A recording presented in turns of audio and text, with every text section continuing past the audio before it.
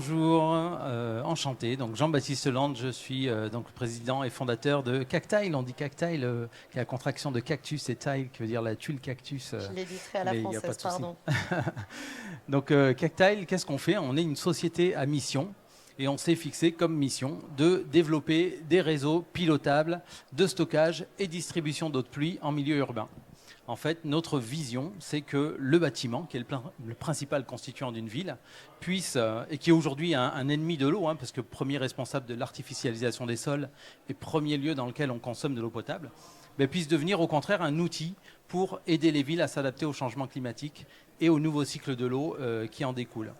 Donc voilà, on a une société qui a remporté de nombreux prix régionaux et nationaux avec nos solutions de stockage d'eau de pluie à l'échelle du bâtiment qui prennent la forme de tuiles stockantes, de façades stockantes ou même de clôtures de jardins stockantes, donc des espaces qui sont aujourd'hui artificialisés, principaux constituants d'un bâtiment, qu'on va mobiliser pour transformer en réservoir d'eau.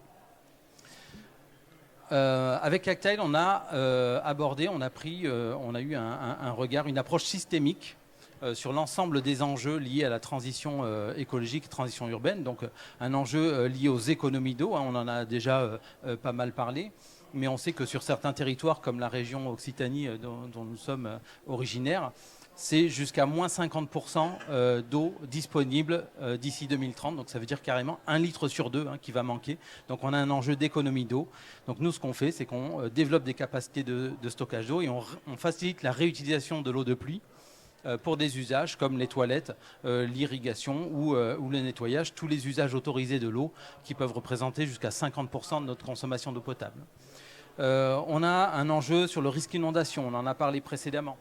Donc ce qu'on a fait avec nos solutions également, c'est qu'on a développé une fonction bassin d'orage, c'est-à-dire qu'on va pouvoir vidanger automatiquement les réserves d'eau avant un orage, de façon à recréer un maximum de capacité de stockage et se servir des bâtiments pour venir désaturer, contribuer à désaturer les réseaux d'eau urbains qui aujourd'hui ne sont plus en capacité d'absorber les pluies intenses. On a un enjeu de densification urbaine, donc les solutions qu'on a pensées, elles ne nécessitent pas d'empreinte foncière, c'est-à-dire qu'on est capable de gérer l'eau de pluie même si on n'a pas de terrain. On les a également pensées pour le neuf, mais beaucoup pour la rénovation, puisque l'enjeu, il est principalement sur la rénovation urbaine.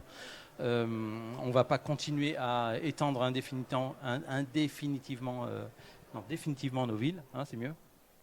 Voilà, on a des enjeux en termes d'émissions de CO2, donc on a beaucoup travaillé avec le concours de l'ADEME, l'Office français de biodiversité, l'Agence de l'eau, à un programme d'éco-conception pour proposer des solutions qui présentent une empreinte environnementale la plus réduite possible.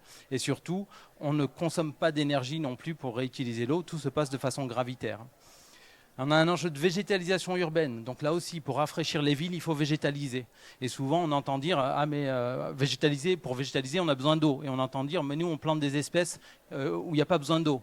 Mais les espèces qui n'ont pas besoin d'eau, elles vont rien rafraîchir du tout, puisque c'est l'eau qu'on amène aux végétaux qui rafraîchit. Donc si on végétalise une ville, il faut penser à mobiliser une ressource en eau alternative, et c'est ce qu'on propose.